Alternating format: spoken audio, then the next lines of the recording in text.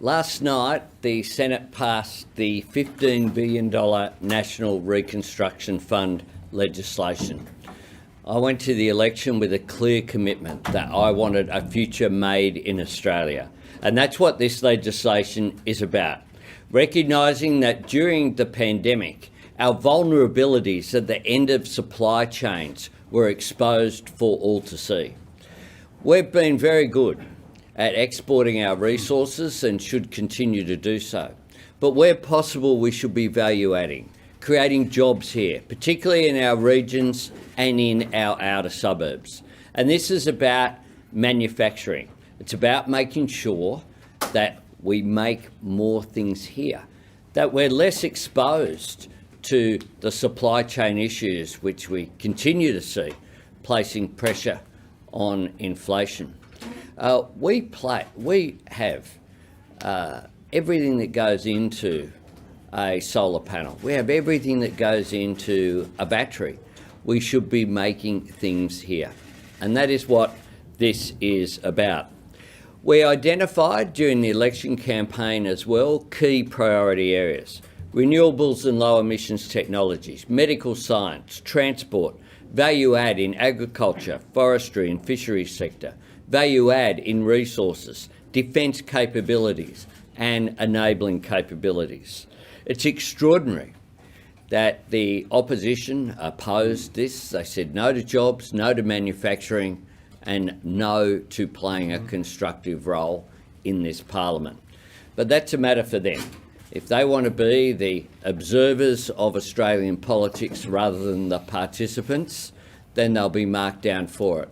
But my government's determined to make a difference. This is a clear commitment that we took to the election. I'm very pleased that it will be now operating. It of course is based upon the Clean Energy Finance Corporation model. Very successful, established by the former Labor government, 3 attempts to abolish it by the coalition government, unsuccessful, and it has been a great success. Not only has it created investment and support for the private sector and created jobs, it also has produced a return to taxpayers, and that's what this will do as well. Good economic policy, good employment policy, good social policy, good environmental policy, all wrapped up in one, and I congratulate the Minister on his efforts in securing this legislation. Thanks, Prime Minister. And this is a big day. I mean, this is a big deal, and it's a big day for Australian industry and for Australian jobs from our outer suburbs through to the regions. We want to create good, secure work for Australians and being able to rebuild Australian manufacturing. It's time for us to get up off the mat. We're the worst in the OECD on manufacturing self-sufficiency. We know we can get stuff done. We just need to have the faith to back people to make that stuff happen. And from our point of view, backing Australian know-how matters. It's not a cute line. We need to be able to have the ideas that create firms and that generate jobs, that we back that. We do export a lot, and the other thing we export a lot is ideas. They go offshore to be developed by someone else, where the value add happens overseas, and then we import that back into the country. We should be backing our own. This fund, the National Reconstruction Fund, is about Australians backing Australians in terms of pursuing those ideas. It's from the factory floor to the lab bench to the boardrooms of this country, making sure that we've got that huge growth capital available to unlock what is really important for the economy and jobs long term. And the National Reconstruction Fund will be the greatest investment in manufacturing capabilities in living memory. It's a big deal. And we know we can't do everything, but we also know we need to do the important things to drive longer term growth in the economy and job creation. And also, if I may say, it's about thinking ahead. You know, a lot of parents think about the jobs for their own kids or for the grandkids. You know, how are we going to evolve the economy and grow it and sustain jobs into the future? And that's what this fund is about, thinking long term and investing in Australian industry. Now, it's also important, I just want to end on these points. Every Australian needs to know that at the point where we needed to back blue-collar jobs, the coalition, the Liberal and National parties, were not there. They actively voted against blue-collar jobs. They did not want to back this in. They wanted to do it the old way. The grant system that we all know, so many people realise was used for political interest and not national interest. The Liberal and National parties wanted to go and slink back to that. So they refused to engage, and when the coalition stepped back, the crossbench stepped up.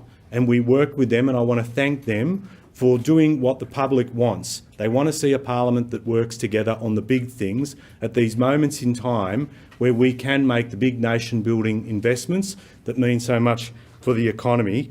Importantly, that they have done it in a way that they've prioritised national interests. So none of this Peter Dutton line that says that the Liberal and National parties are the party of the working class, and then when it comes to supporting the working class, they actively vote against them. We are thinking long term. We are making sure we invest in the future of the nation, its economy and its jobs. The National Reconstruction Fund is a big part of that. Yeah. Mr. Industry Minister, this is $5 billion now, then $10 billion spread out over the next 6 years. A lot of other countries around the world, including competitors, are spending billions and billions of dollars as well to increase their domestic manufacturing. If this fund works, would you like to increase the funding over those 6 years to try and compete with other major economies? Well, look, we put forward this legislation. We put forward the amount at the election campaign. Of course, future policy will be a matter for future governments. But if you look at the environment we're living in, you have the Inflation Reduction Act in the United States. If we're not careful, what that will see is capital move from Australia to the US in terms of investment. And I've had discussions with President Biden and others about issues related to that. But we're very confident that this will work. And one of the things about having a fund like this is that it regenerates. It's not $15 billion in grants that goes out and then it's done. It regenerates. And that's what the Clean Energy Finance Corporation is doing as well. So this is about providing some assistance, facilitating investment that might struggle to attract capital, particularly given what other nations are doing. But we've already fallen behind. And there's a reason why other nations back their automotive industries, because it's not just about cars, it's about the multiplier effect. And we can do it here. We manufacture caravans, we manufacture buses, we manufacture the fastest EV charging stations in the world, Tritium, in southeast Queensland.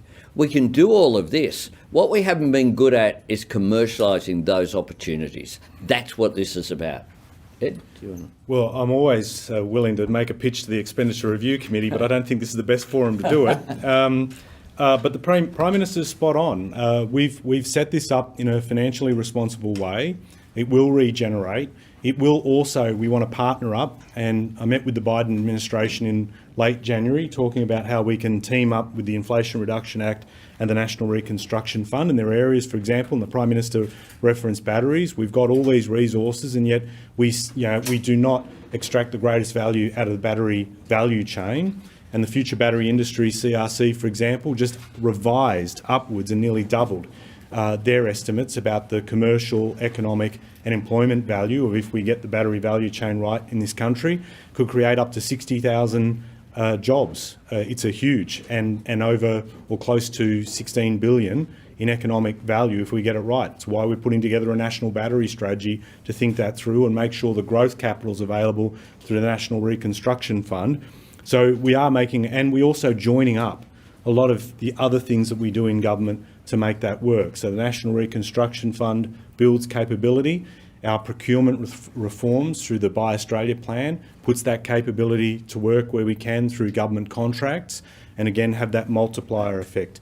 Thinking smart about how we use government resources to have a lasting impact, jobs today and jobs for our kids, really important. And again, as the PM said, it'll be a decision for future governments, but this is a moment to think about right now, this $15 billion investment in our manufacturing capabilities across sectors, and it is a big day for that. Charles and then Paul and then PM, have you done any modelling, or do you have an idea of how many jobs this will create and when they will come online?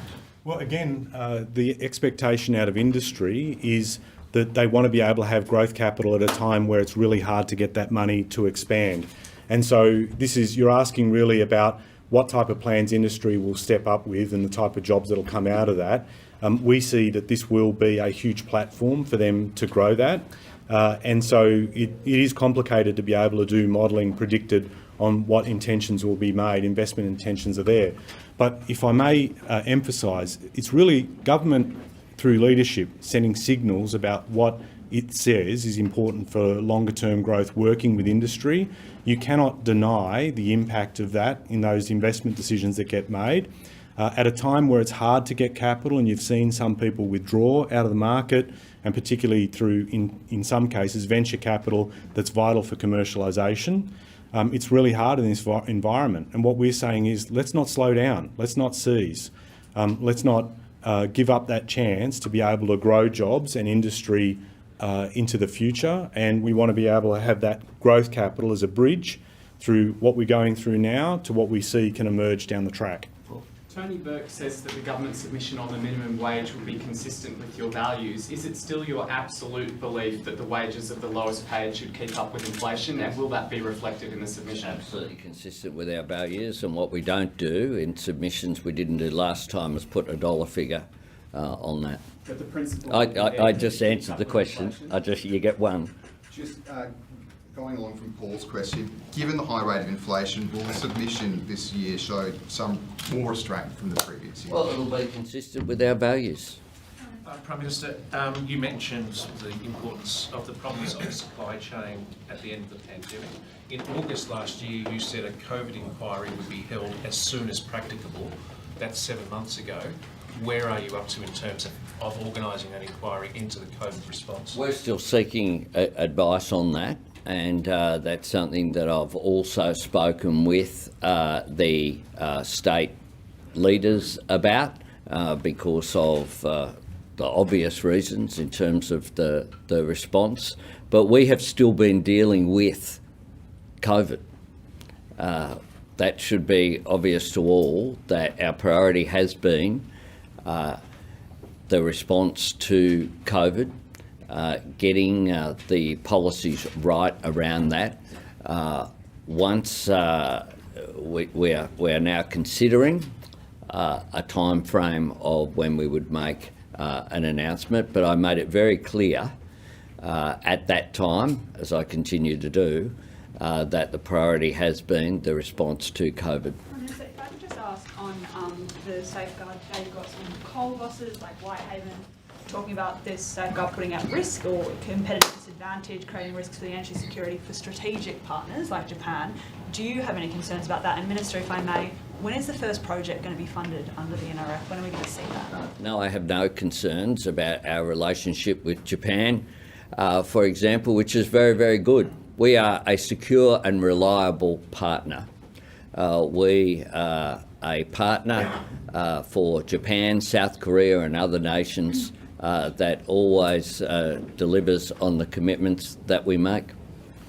Sarah, I know this won't come as any surprise to you, but I'm exceptionally impatient. I would love to announce the first project yesterday, but we are very focused on making sure that the National Reconstruction Fund makes these investments really quickly. We don't have a moment to lose in terms of rebuilding capacity. Our big focus will be on establishing the board and getting the investment mandate sorted, and so that work will begin today in terms of getting the next stage of this all set up. And so we're very, very keen to make sure those investments happen. And it's important, and well, yeah, absolutely, I would love for it to happen this year, but if I can make this point, we deliberately set this up to be different from the Coalition. You know, the Coalition's big flagship manufacturing grants program announced in 2020, and hardly any money went out the door at a time where we needed to rebuild manufacturing after the pandemic. Hardly anything out the door in 2020, hardly anything out the door in 2021, 85% of the decisions made in the weeks leading up to the election. We know their track record of colour-coded spreadsheets. We said we can be better than that. So we're setting up an independent board with an investment mandate that will make their decisions based on what's right in terms of meeting the priority areas, the investment mandate and the return on the taxpayer. So we want them to get those calls right, and it's not for us to to badger or jab them from a lectern and say, just make the decisions. We want this to invest in capability and jobs, and they're going to be given the room to make those calls. I'll take just a couple more here, then Jen. Prime Minister, just on the housing fund, how confident are you that the housing fund will be able to pass this week, given the significant Greens concerns and from the crossbench? Are there any further concessions the government are willing to make to get it over the line? We want to invest in affordable housing. All those who say they support increased investment in social and affordable housing should vote for the bill. It's as simple as that. I find it rather bizarre, the argument that says what we want is more money and therefore we'll vote for no money. It's up to the Greens political party to explain their position on that. I think that from time to time in this place, a revelation here, there's politics played. And the Green spokesperson on this issue seems to be more obsessed by the politics than outcomes. I want outcomes. We have our Housing Australia Future Fund. It's a clear policy. We have a mandate for it. There is time factors with the Senate. That's the reality. We finish tomorrow, and the safeguard mechanism will be put to the rolling votes at 1 o'clock tomorrow afternoon before question time, so we'll be able to deal with safeguards then. My understanding is that there was a filibuster last night from the coalition. They like having a look at what some politics in another jurisdiction does, it would appear, in their ideology and sometimes in their practice as well. It's up to them to explain what the purpose of that is. But we remain committed to the legislation. There were a range of amendments agreed to, but if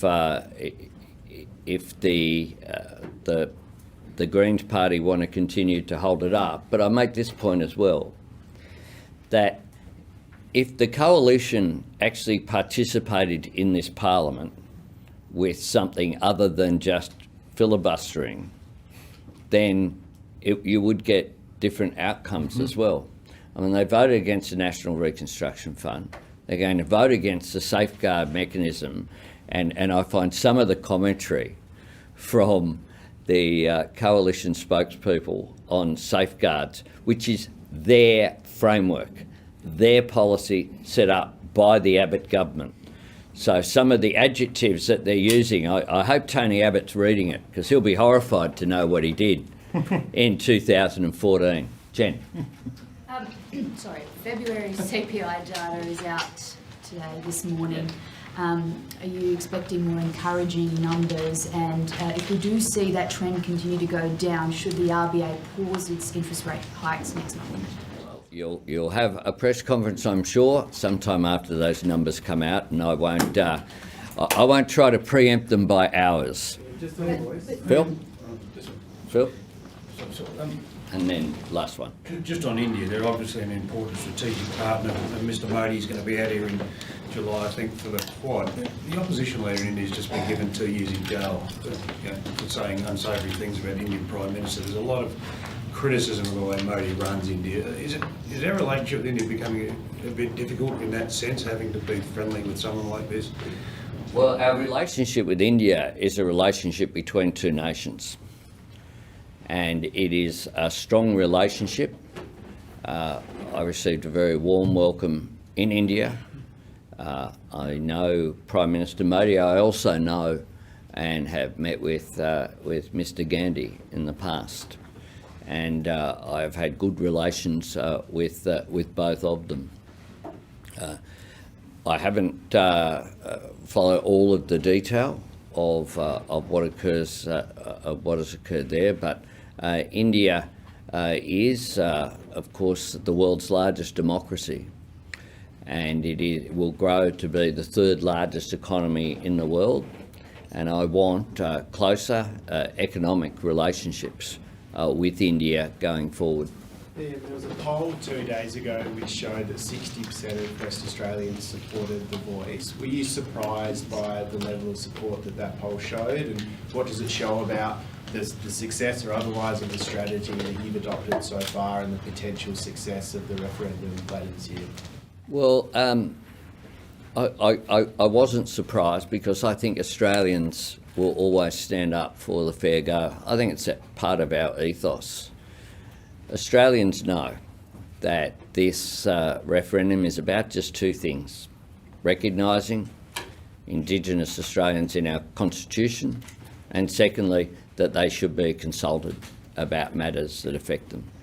And all of the noise that attempted to be created by opponents, declared and undeclared, to the Voice, whether that be in the media, some sections of the media, or whether that be in the Parliament, of talk about looking for every nuance to try to push out there what essentially will be a scare campaign about something that I note Justice Hayne, someone who was chosen by the former government to conduct serious royal commissions, has said is just that. They are all just scare campaigns with no validity. Justice French, of course, has said exactly the same thing. The wording that is being put forward is very clear. Do you support constitutional recognition through a voice?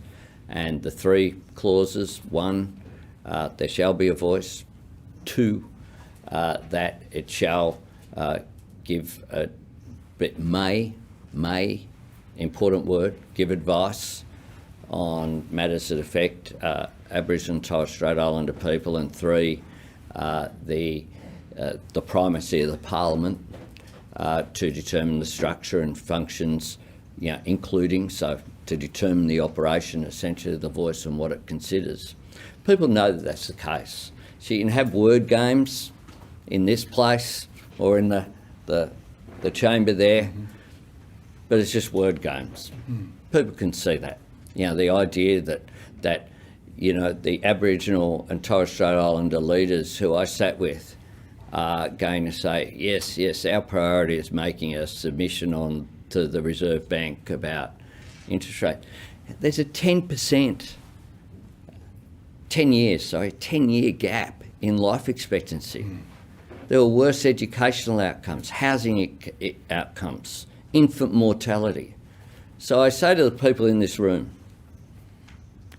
that you have a responsibility as well to report on.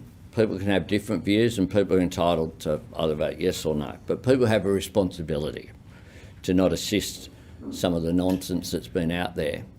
And I think also, if you go back, I quoted yesterday the Shadow Attorney General and Shadow Aboriginal Affairs Minister in 2014 that put forward words that called for a body to give advice to Parliament and the executive government. That the words that Julian Leeser and others, Greg Craven and others put forward in that body in 2014 are pretty close to the words that are recommended in the constitutional change. I've said before, and there have been some have said, when I've said this isn't my idea, my proposal, I've said, they're distancing themselves from it. For goodness sake, have a bit of maturity in the analysis of what needs to happen here. Because this isn't about me or the Labor Party, it isn't about the government either, or the opposition. It's about the nation. And whether we, the day after the referendum is held, wake up and go, what just happened? Or whether we wake up with a very modest change, we recognise the fullness of our history, the great privilege we have of sharing this continent with the oldest continuous culture on earth, and whether we'll just ask people about matters that affect them, that are their priorities. So the priorities and their concerns are very real, and they are about closing the gap. That's what this is about. And I think that Australians, I was pleased with the poll, but polls will come and go. And when a poll's published that shows numbers going down a little bit, I saw one poll of, fall of when one of the numbers went from, 62 to 59 or something other, and it was like, oh, big fall in support. I'll take 59, thanks very much. This is an opportunity. And I think where I go and speak to people as well, whether they be people of faith, whether they be young people who engage with, and when you go through the arguments, then you get there. The other thing, I'll make this point and I'll conclude here. Every single time there has been an advance on Aboriginal and Torres Strait Islander affairs in this country in my lifetime, there has been an argument which says it will end in litigation and the courts. Wick, Mabo, the apology to stolen generations. I sat in that parliament throughout the entire Howard government years, being told that if we had an apology it would divide the nation. Does anyone think that the apology divided the nation now? I'd ask people in this parliament, in the House of Representatives and the Senate, for those people who are thinking about what they should do, what they have an obligation, in my view, to consider, is did the apology create more unity or less? In my view, it made us a better nation, so will constitutional recognition. Thanks very much.